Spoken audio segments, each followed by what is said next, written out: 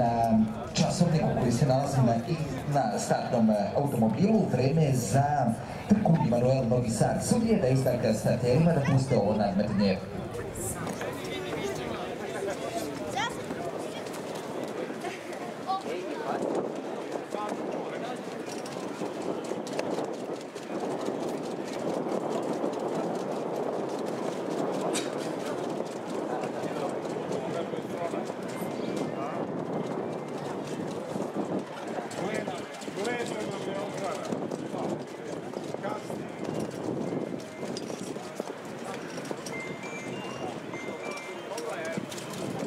Start ovog nadmetanja koji je najuspešniji po startu, Charlie BL, iza je Aragorn, grlo broj 3 Becker, drugi galop isključenje, grlo broj 3 Becker, isključenje, grlo broj 5 Dimna Est sa Jovicom Ostojićem, dug galop isključenje.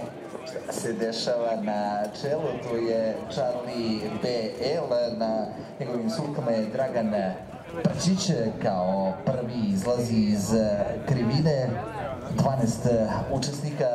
Tu je sada Ariana Grande, zapravo ima ona blagu prednost u odnosu na Charlie BL. Sada pa izjednačeni na krug do kraja. Charlie BL, Prčić iznutra s polja, Ariana Grande ogromna prednost u odnosu na Panter Stara sa Borisom Novićem. Četvrta pozicija za Rapsodiju Elem i Jovana Bopine, iz pozicionirana Filipa i Poćo.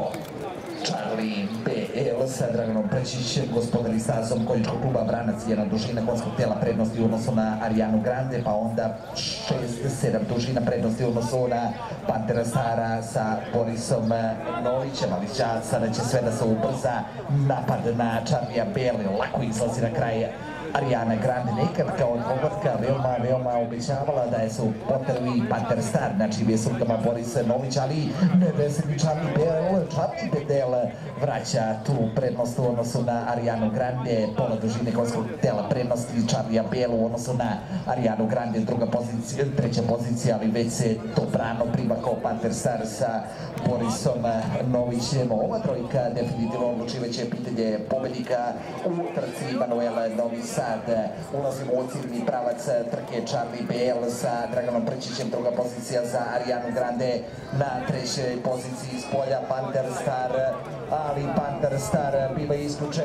Charlie BL leti ka cilju, Charlie BL pa Arijane Grande, Charlie BL druga pozicija Arijana Grande, onda Panter sa Katanićem, pa Majfire Star sa Milanom Višićem, potom Filipa Pođa, pa Petar Pan Kupin, Marko Gajića, Manta Lux, Rapsodija Elem, na posledku Dimna Est.